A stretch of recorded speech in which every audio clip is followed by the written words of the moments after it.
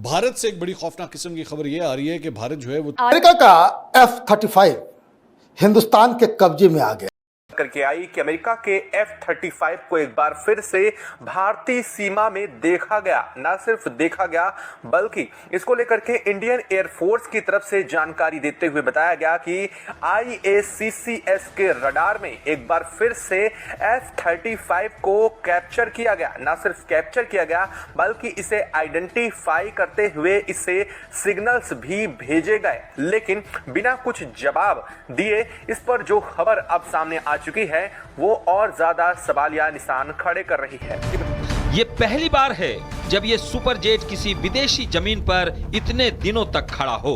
इस था स्पाई जासूसी करना हमारे रडार सिस्टम पे, क्योंकि अमेरिका को पता चल गया है कि हमारे रडार सिस्टम इतने अच्छे हैं। ऑप सिंदूर में हमने कमाल दिखाया।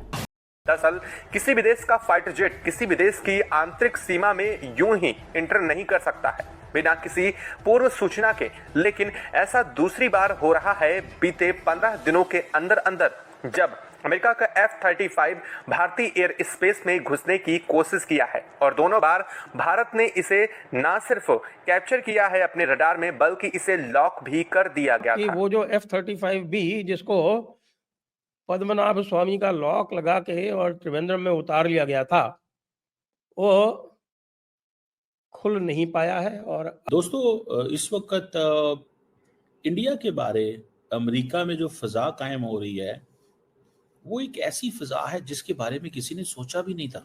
3 जंगें हुई हैं इससे पहले। 1948 की वॉर से शुरू कर दें आप और आ जाएं फिर 71 और 65 जी।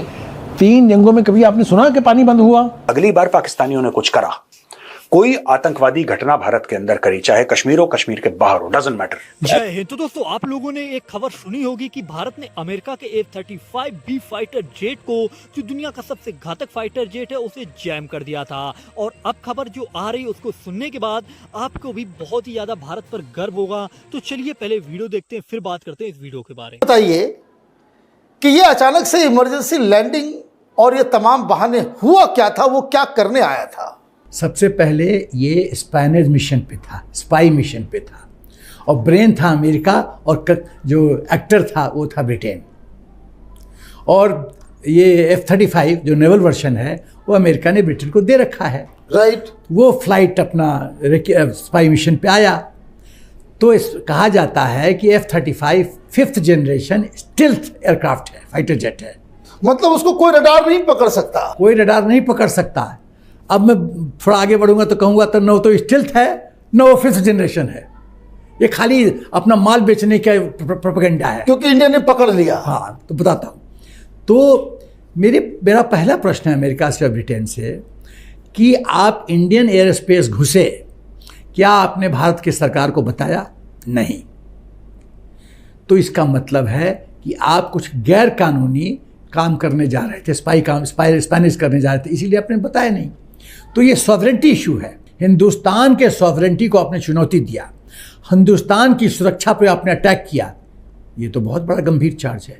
कैसे हमने पकड़ा इसको? हाँ, तो जब वो फाइटर जेट हमारे केरला के इर्द गिर्द एयर स्पेस पे आया तो हमारा रडार सिस्टम इतना बढ़िया हो चुका है, या स्टील्थ है नो स्टील्थ, हम सभी को पकड़ लेंगे। 5th जनरेशन 6th जनरेशन कुछ भी हो, कोई जनरेशन हो, सबको पकड़ लिया जाएगा। 100 जनरेशन तुम पर बाप दादा हो, सबको पकड़ लेंगे। पकड़ लिया हमने, पकड़ लिया तो हिंदुस्तान ने उसको जैम कर दिया। पायलट को तो पता चल गया कि मेरा सिस्टम जैम हो गया है। अब उसके पास विकल्प क्या था? अब किसी का हाथ बांध दो तो गाड़ी कैसे चलाएगा? तो बोलेगा कि हम ब्रेक लगा नीचे उतर रहे। उसने बोला इमरजेंसी लैंडिंग। कॉकपिट ने पूछा कारण? नो फ्यूल है ही नहीं। जब लैंड किया चेक हुआ फ्यूल था। कुछ और बहाना बताया, वो भी झूठ। तो एक पर एक झूठ बोलता गया, वो पकड़ा गया। उसके बाद जब पायलट लैंड करता है तो उसको बोला गया कि हम लोग हैंगर में ले चलते हैं, वहाँ पर हम लोग अपना एग्जामिनेशन करेंगे। और यहाँ तो बारिश काफ़ी हो रही है। तो उसने कहा कि नहीं, आप इस फाइटर जेट को टच नहीं कर सकते और मैं तब तक नहीं हिलूँगा जब तक हमारा टीम नहीं आता, रिपेयर नहीं करता, हम वापस नहीं जाते। यहाँ से इसको टच नहीं कर सकते और मैं यहाँ से हिलूँगा नहीं। और वो फाइटर जेट के नीचे बारिश में वहाँ सोता रहा बैठा रहा, सोता रहा, जो भी करता रहा। और फिर ये भी सुनने में आया कि कहा गया कि भाई ऊपर जो है छतरी लगा देते हैं, मशीन खराब हो सकता है वहां। तो इसने कहा कि नहीं, बिल्कुल नहीं, क्योंकि तमाम यूएस और यूके के सैटेलाइट जो है उसके ऊपर आ गए कि भाई कहीं यहाँ पे कोई छेड़खानी ना हो जाए, उसके अंदर कोई इंडियन जो है वो घुस न जाए। लेकिन फिर भी ये सारी चीजें हुई। लेकिन फिर आगे क्या हुआ? देखिए, तो स्पाई मिशन, पहले आम जनता जानना चाहेगी, आपके व्यूअर्स जानना चाहेंगे कि स्पाई मिशन का एम क्या था, ऑब्जेक्टिव क्या था। हर एक चीज़ का एम होता है ऑब्जेक्टिव। राइट। ऑब्जेक्टिव था स्पाई, जासूसी करना हमारे रडार सिस्टम पे, क्योंकि अमेरिका को पता चल गया है कि हमारे रडार सिस्टम इतने अच्छे हैं, ऑप सिंदूर में हमने कमाल दिखाया। बताते हुए मुझे हर्ष हो रहा है कि आखिरकार ब्रिटेन को, यूके को अकल आ गई है। और अकल यूं आई है कि साहब कि वो जो F-35B जिसको पद्मनाभ स्वामी का लॉक लगा के और त्रिवेंद्रम में उतार लिया गया था, वो खुल नहीं पाया है। और अब भाई मामला जो है वो ऐसा हो गया है कि अब यूके से टीम आएगी और इस एयरक्राफ्ट को डिसमेंटल करेगी, डिसमेंटल करके और उसके बाद फिर उसको एक बड़े ट्रांसपोर्टर में लेके जाएगी। और डिसमेंटल क्यों करेगी? डिसमेंटल इसलिए करेगी कि भाई इसको जो है वो व्हील्स के साथ में, तो बता रहे हैं कि थोड़ा दिक्कत है, मान लीजिए कहीं कुछ टर्बुलेंस वगैरह हो गई, इसकी व्हील्स हिल गई तो दिक्कत हो जाएगी, तो इसलिए व्हील्स तो निकालनी ही पड़ेंगी। और जब व्हील्स निकालेंगे तो उसके जो है विंग्स वो भी निकाल के रखेंगे। और सुन रहे हैं कि साहब पूरा का पूरा जो कंप्यूटर है ना, जिस पे पद्मनाभ स्वामी का लॉक लगा है, वो पूरा कंप्यूटर भी निकाल के अलग से ले जाया जाएगा, क्योंकि साहब लॉक तो खुल ही नहीं रहा। क्यों साहब? क्योंकि मामला तो कुछ इतना गड़बड़ हो गया जिसके बारे में कुछ भी पता नहीं जा रहा है।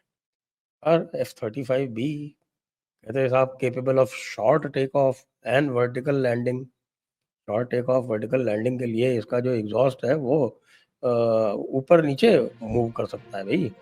दोस्तों, आप लोग जानते हैं भारत ने अमेरिका के F-35B फाइटर जेट को इस तरह से लॉक कर दिया है कि वो भारत में ही खड़े खड़े कबाड़ा बन चुका है। और दोस्तों, आप लोग जानते हैं जो F-35B फाइटर जेट है वो यूके की नेवी इस्तेमाल करती है, रॉयल नेवी इस्तेमाल करती है। वो भारत की सीमा पर आ गया था, जिसके बाद भारत के डिफेंस सिस्टम ने उसे लॉक कर दिया था, यानी कि जैम कर दिया था, जिसके बाद उसे भारत में लैंडिंग करानी पड़ी। और अब वो इस कगार पर आ गया है कि उसे यूके के जो लोग हैं जो आए हुए थे देखने, वो भी उसे सही नहीं कर पाए। अब इसके बाद ये नौबत आ चुकी है कि उसे कार्गो यानी कि एक ऐसे बड़े से जहाज पे लेके जाया जाएगा यूके के अंदर, क्योंकि वो उड़ नहीं पा रहा है। और दोस्तों, इसके बाद दुनिया कह रही है कि ये कैसा भारत ने लॉक लगाया दुनिया के सबसे घातक फाइटर जेट को कि वो उड़ भी नहीं पा रहा है और उसको अनलॉक भी नहीं कर पा रहे हैं ये अमेरिकन साइंटिस्ट। तो दोस्तों, आप लोग इससे समझ सकते हैं भारत की ताकत और भारत का आने वाला समय कैसा होगा। और इसको लेकर के आप लोगों की क्या राय है, आप लोग भी अपनी राय कमेंट्स में जरूर देना। जय